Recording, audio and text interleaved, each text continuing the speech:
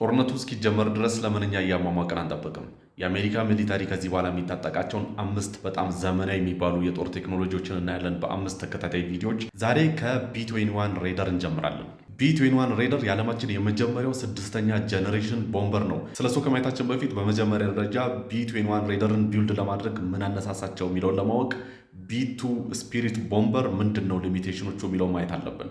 ምንም እንኳ ቢ2 ስፒሪት ቦምበር በ80ዎቹ መጨረሻ ዲዛይን ተደርጎና ተሰርቶ ወደ ሚሽን የገባ ቦምበር ቢሆንም ዓለማችን ላይ በጣም አድቫንስድ የሚባል እስከዛሬ ወደር የሌለው የትኛውም ራዳር ያልያዘው ምንም አይነት ሚሽን ፌል አድርጎ ማያቅ የትኛውም ሀገር ደግሞ እስከዛሬ ድረስ ኮፒ ሊያደርገው ያልቻለ በጣም ዘመናዊና አስደናቂ የሆነ የጦር ቴክኖሎጂ ቢሆንም ነገር ግን ሊሚቴሽኖች አሉት። በተለይም ደግሞ ጊዜ በገፋ ቁጥር ዓለማችን ሞር በጣም አድቫንስድ የሆኑ የጦር ቴክኖሎጂዎች እየመጡ በመጡ ቁጥር ቢ2 ስፒሪት ቦምበር ሞር ችግሮቹ ጎልተው እየወጡ እየመጡ ነው። እንግዲህ የዚህ ሌጀንደሪ ቦምበር ችግሩ 2 ነው። የመጀመሪያው ምንድነው? ኦፕሬሽናል ኮስቱ በጣም ከፍተኛ ነው። ለሜንቴናንስም በጣም አስቸጋሪ ነው። አፕግሬድ ለማድረግም በጣም አስቸጋሪ ነው። ያኔ ዲዛይን ሲደረግ ያኔ የነበረውን የኮልድ ዋር ዘመን ታስቦ ስለተሰራ አሁን ላለው ጊዜ ብዙም የሚሆን አይደለም። ሁለተኛው ምክንያት ማለት ነው። ሁለተኛው ምክንያት ታዲያ ምንድነው ያላችሁ እንደሆነ ኤሌክትሮኒክ ዋርፌር ላይ እስከዚህም ነው። ምክንያቱም በአናሎግ ጊዜ የተሰራ ቴክኖሎጂ ነው። ምንም እንኳ አፕግሬድ ቢያደርጉትም ስቲል ግን አሁንም የሚፈለገውን ኳሊቲ ላይ ማምጣት አይቻልም።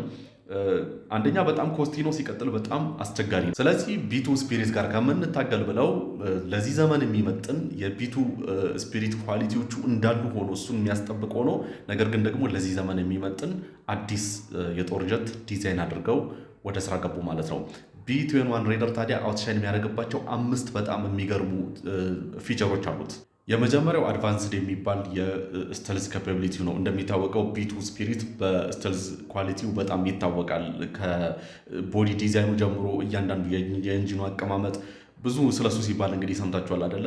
ይሄ ኢቭን ከዛ ራሱ በጣም አሁን ሞር አድቫንስድ ተደርጎ ኔክስት ጀነሬሽን የሚቀጥለው ትውልድ ታሳቢ ተደርጎ የተሰራ የጦር ጀት ነው። ሁለተኛ ቢ21 ሬደር በጣም ለየት የሚያደርገው ኦፕን አርኪቴክቸር ዲጂታል ሲስተም ኢንተግሬት አድርጎ ነው የመጣው። ይህ ማለት ኤኒታይም አፕግሬድ ማድረግ በተፈለገ ሰዓት ሲምፕሊ አፕግሬድ እንዲደረግ ተደርጎ ነው የተሰራው።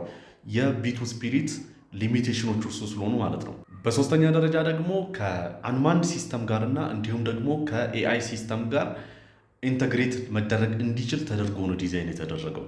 አራተኛው ቢ21 ሬደርን በጣም ስፔሻል የሚያደርገው ምንድነው? ኔትወርክ ኢንቴግሬሽኑ ነው። ይህም ማለት ለምሳሌ ከዚህ በፊት የነበሩት ቦምበሮች ቢ2 ስፒሪትን ጨምሮ ማለት ነው ከቤዛቸው ሲነሱ ታርጌታቸውን ያውቃሉ፣ ይነሳሉ፣ ታርጌታቸው ጋር ይደርሳሉ፣ ቦምባቸውን ይጥላሉ፣ ከዛ በኋላ ይመለሳሉ ማለት ነው። ነገር ግን ቢ21 ሬደር እንደዚህ አይደለም። አየር ላይ እንዳለ ሪል ታይም ከየትኛውም የሚሊተሪው አሴቶች ጋር ኮኔክትድ ሆኖ መስራት ይችላል። ለምሳሌ ከሳተላይት ጋር ኮኔክት መሆን ይችላል፣ ከሌሎች ፋይተር ጀቶች ጋር፣ ከድሮን ጋር፣ ግራውንድ ፎርስ ጋር፣ ከባህር ኃይሉ ጋር እንዲሁም ደግሞ ከስፔስ ሴንሰሮች ጋር፣ ከሳይበር ዩኒት ጋር ኮኔክት አድርጎ ነው ስራውን የሚሰራው። ሪል ታይም ኢንፎርሜሽን የተለዋወጠ።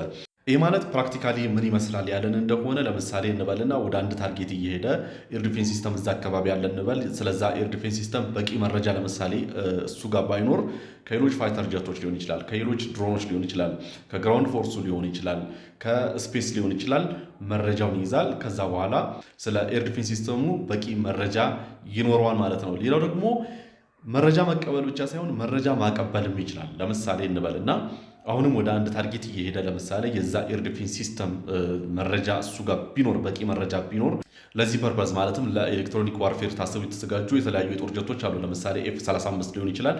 አብሮት ያለው እሱ ቢሆን መረጃውን የኤር ዲፌንስ ሲስተሙን መረጃ ለኤፍ35 ያቀብላል ወይም ደግሞ ሌሎች ድሮኖች ያቀብላል ማለት ነው። ከዛ በኋላ ኤር ዲፌንስ ሲስተሙን ያስመታዋል ማለት ነው። የእሱ ታርጌት ሌላ ሚሽን ላይ ሄዶ ቦምብ መጣል ነው። ስለዚህ ኤር ዲፌንስ ሲስተሙን አስመትቶት ይገባል ማለት ነው። ብቻ ቢ21 ሬደር በጣም አስደናቂ የሆኑ ብዙ ፊቸሮች አሉት። በጣም ብዙ አይነት ቦምቦችን መታጠቅ ይችላል። ኮንቬንሽናል እና ኒኩለር ማለት ነው። ልክ እንደ ቢ2 ስፒሪት ቢ61 ግራቪቲ ቦምብን መሸከም ይችላል። ደግሞ ቢ2 ስፒሪት መሸከም የማይችለው ክሩዝ ሚሳይል አለ፣ ኤልአርኤስኦ የሚባል ማለት ነው። ሎንግ ሬንጅ ስታንድ ኦፍ ክሩዝ ሚሳይል አለ።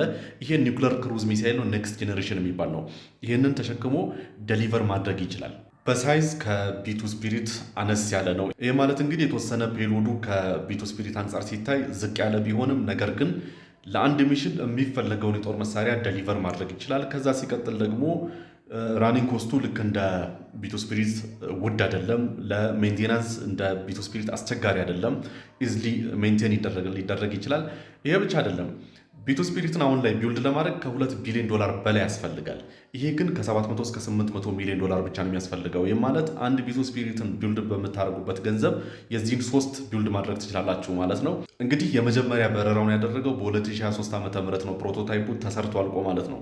አሁን ላይ 100 የሚደርሱ ቢ21 ሬደሮች ተመርተው ወደ ስራ ሊገቡ ዝግጅት ላይ ናቸው። ምናልባትም ከ1 ዓመት ከ2 ዓመት በኋላ ሙሉ ለሙሉ ኦፐሬሽናል ሆኖ ይፋ ይደረጋል ተብሎ ይጠበቃል። እስኪ ስለዚህ የጦር ጀት ምን ታስባላችሁ? ሀሳብ አስተያየታችሁን ኮሜንት ላይ አስቀምጡ። ሌሎቹን 4ቱን በተከታታይ 4 ቪዲዮዎች እሰራላችኋለሁ። አይኑ ብዙ ጊዜ እንደዚህ አይነት ነገር ቃል እገባለሁ፣ ነገር ግን አልፈጽመውም። ትንሽ ችግር አለብኝ። ነገር ግን ይህንን በትክክል እሰራላችኋለሁ።